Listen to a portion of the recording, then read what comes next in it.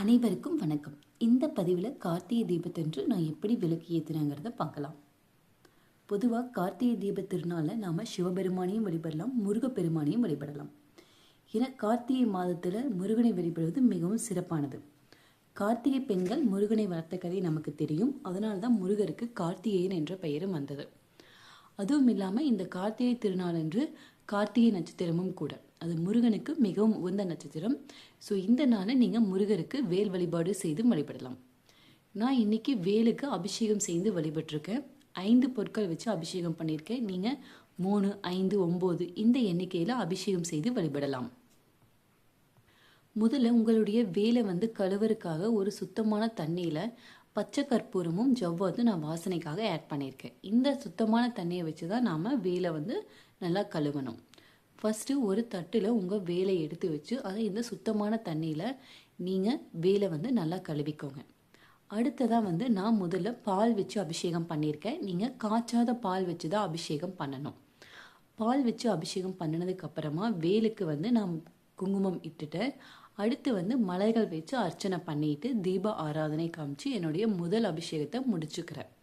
அடுத்து மறுபடியும் இந்த ஜவ்வாதும் பச்சை கற்பூரம் கலந்து சுத்தமான தண்ணியை வச்சு வேலை கழுவிட்டு அடுத்ததாக நான் தயிர் வச்சு அபிஷேகம் பண்ணுறேன். நீங்கள் இந்த மாதிரி ஒவ்வொரு முறை அபிஷேகம் பண்ணும்போதுமே நீங்கள் பால் வச்சு அபிஷேகம் பண்ணிவிட்டு அடுத்ததாக குங்குமம் இட்டுட்டு மலர்கள் வச்சு அர்ச்சனை பண்ணிவிட்டு அடுத்து தீப ஆராதனை காட்டுட்டு அடுத்ததாக நீங்கள் சுத்தமான தண்ணியில் கழுவிட்டு தான் நீங்கள் அடுத்த அபிஷேகத்தை நீங்கள் ஸ்டார்ட் பண்ணணும். நான் 3ஆவதாக திருநீர் வச்சு அபிஷேகம் பண்ணியிருக்கேன். நீங்கள் அபிஷேகம் பண்ணும்போது எப்போவுமே திருநீர் யூஸ் பண்ணி அபிஷேகம் பண்ணுறது ரொம்ப சிறப்பானது. அடுத்து நான் திருநீர் அபிஷேகத்துக்கு அடுத்ததாக தேன் வச்சு அபிஷேகம் பண்ணிவிட்டு வேலுக்கு குங்குமம் எல்லாம் இட்டுட்டு மலர்களால் அர்ச்சனை பண்ணிவிட்டு தீப ஆராதனையும் காமிச்சிட்டு அடுத்து என்னோடய வேலை நான் சுத்தமான தண்ணியில் கழுவிட்டேன். அடுத்து 5ஆவதாக சந்தனத்தை நான் பன்னீரில் குழைச்சி அபிஷேகம் பண்ணுறேன்.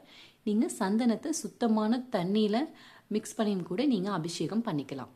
ஸோ இந்த மாதிரி சந்தனம் வச்சு அபிஷேகம் பண்ணினதுக்கு அப்புறமா வேலுக்கு குங்குமம் எல்லாம் இட்டுட்டு மலர்களால் அர்ச்சனை பண்ணிட்டு அடுத்ததாக தீப ஆராதனை காமிச்சு உங்களோட வேலை நீங்கள் சுத்தமாக கழுவி எடுத்து வச்சுக்கோங்க. நீங்கள் வேலை வெறும் தரையில் வைக்கக்கூடாது. தரையில் படுத்த மாதிரியோ சாஞ்ச மாதிரியோ இந்த மாதிரி எப்படியுமே வைக்கக்கூடாது. இந்த மாதிரி ஒரு தாம்பூலத்தட்டில் தான் நீங்கள் வைக்கணும். அடுத்து நீங்கள் இந்த வேல் வைக்கிற தாம்பூலத்தட்டுக்குமே நீங்கள் மஞ்சள் குங்குமம் இடணும். ஒற்றைப்படையில் தான் நீங்கள் மஞ்சள் குங்குமம் வைக்கணும். இந்த தட்டில் பச்சரிசி வச்சா அது மேலே என்னுடைய வேலை வச்சுட்டு மலர்கள் வச்சு நான் அலங்கரிச்சுக்கிறேன். அடுத்ததாக வேலுக்கு தீப ஆராதனை எல்லாம் காமிச்சிட்டு நான் என்னுடைய வழிபாட்டை நிறைவு செஞ்சுட்டேன்.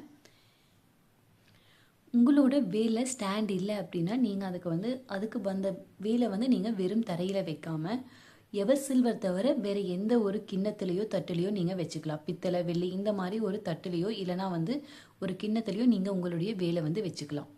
நீங்கள் வேலுக்கு மஞ்சள் குங்குமம் வைக்கும்போது எப்போவுமே அதோட நுனிப்பகுதியில் நீங்கள் மஞ்சள் குங்குமம் வைக்கணும். அடுத்ததாக நான் திருவண்ணாமலையில் மலை தீபம் ஏற்றினதுக்கப்புறம் தான் நம்மளுடைய வீட்டை நாம் விளக்கு ஏற்றணும். முதல்ல உங்களுடைய வீட்டுடைய நிலைவாசலில் விளக்கு ஏற்றிட்டு அடுத்ததாக தான் உங்களுடைய பூஜை அறையில் நீங்கள் விளக்கு ஏற்றணும். இந்த தீப திருநாளன்று நீங்கள் குறைந்தபட்சம் 27 விளக்குகள் ஏற்றணும். அதிகபட்சமாக எத்தனை விளக்கு வேணாலுமே நீங்கள் ஏற்றிக்கலாம். இந்த 27 விளக்குமே 27 நட்சத்திரங்களை குறிப்பதாக அர்த்தம். நான் என்னுடைய நிலைவாசலை விளக்கு ஏற்றிட்டு அடுத்ததாக பூஜை அறையிலும் விளக்கு ஏற்றிட்டு வீடு ஃபுல்லாக விளக்கு ஏற்றியாச்சு. அடுத்து நீங்கள் உங்களுடைய பூஜை அறையில் இந்த தீப திருநாளன்று சர்க்கோண கோலம் போட்டு வழிபட்டிங்கன்னா அது ரொம்ப சிறப்பானதாக இருக்கும். சர்க்கோண கோலம் போட்டுட்டு அதில் 6 வெற்றிலை வச்சு நான் 6 விளக்கு ஏற்றிருக்கேன். இதனுடைய நடுவில் வேல் வச்சு நான் வழிபட்டேன். இந்த பூஜையில் நான் கடவுளுக்கு நெய்வேத்தியமாக கார்த்திகை தீபத்தன்று செய்வோம் இல்லையா, அந்த அப்பம் தான் நான் செஞ்சு வச்சுருக்கேன். நீங்கள் சர்க்கரை பொங்கல், பாயாசம் இந்த மாதிரி ஏதாவது ஒரு பொருட்களை நெய்வேத்தியமாக செஞ்சு நீங்கள் வழிபடலாம். அடுத்து நீங்கள் சாமிக்கு தீப ஆராதனை எல்லாம் காமிச்சிட்டு கந்த சஷ்டி கவசமோ கந்த குரு கவசமோ அல்லது வேல்மாறல் இந்த மாதிரி ஏதாவது ஒரு பாடல்களை நீங்கள் படிக்கலாம். நான் இன்னைக்கு கந்த சஷ்டி கவசம் படித்தேன். இந்த தீப திருநாளில் நீங்கள் சிவபெருமானையும் வழிபடலாம். உங்ககிட்ட சிவன் ஃபோட்டோ இருந்துச்சு அப்படின்னா நீங்கள் சிவன் ஃபோட்டோவுக்கு வில்வ மாலை அணிவிச்சு வழிபடலாம். இல்லை உங்ககிட்ட சிவலிங்கம் இருக்குது அப்படின்னா நீங்கள் அந்த சிவலிங்கத்திற்கு அபிஷேகம் செய்து வழிபடலாம். நீங்கள் வழிபாட்டை எல்லாம் முடிச்சிட்டிங்க அப்படின்னா சிவபுராணம் இந்த மாதிரி சிவனுக்கு இருந்த பாடல்களையும் நீங்கள் படிக்கலாம்.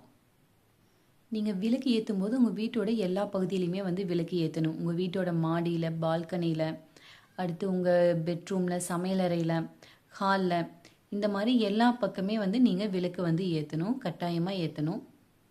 இந்த கார்த்திகை தீப திருநாளில் நீங்கள் யாராவதுக்கு அன்னதானம் கொடுத்தீங்கன்னா அது ரொம்ப சிறப்பானதாக இருக்கும். உங்களால் முடிஞ்ச வரைக்கும் நீங்கள் அன்னதானம் கொடுங்க. அட்லீஸ்ட் ஒருத்தருக்காவது நீங்கள் அன்னதானம் கொடுக்கலாம். நான் பொதுவாக கார்த்திகை தீபம் முடிச்சுட்டு நான் அந்த அன்னைக்கு வந்து பட்டாசு வைப்பேன் வாங்குவோம். ஸோ அதே மாதிரி கார்த்திகை தீபம் வீடு ஃபுல்லாக விளக்கு ஏற்றினதுக்கு அப்புறமா பட்டாசு ஏற்றிட்டு எங்களுடைய கார்த்திகை தீபம் வந்து இனிதாக வந்து முடிவடைந்தது. கார்த்திகை தீபத்திற்கு மறுநாளும் வந்து நீங்கள் உங்கள் வீட்டில் வந்து விளக்கு வச்சு வழிபடலாம். பொதுவாக கார்த்திகை மாதம் முழுவதுமே வந்து வீட்டில் விளக்கு ஏற்றுவாங்க. முழுவதும் விளக்கு ஏற்றுவதனால வந்து அந்த கார்த்திகை தீபத்திற்கு முந்தைய நாளான பரணி தீபம், கார்த்திகை தீபத்தன்று அதற்கு அடுத்த நாளான பாஞ்சராத்திர தீபம், அந்த நாளுமே வந்து நீங்கள் விளக்கு ஏற்றி வழிபடலாம். இந்த வீடியோ பிடிச்சிருந்தா லைக் அண்ட் சப்ஸ்கிரைப் பண்ணிக்கோங்க. தேங்க்ஸ் ஃபார் வாட்சிங்.